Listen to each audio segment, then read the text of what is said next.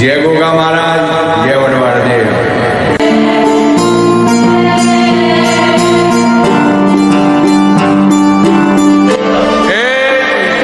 વિહોની મજા, મારા સેવકોમાં મજા, મારી વિહોતરમાં મજા.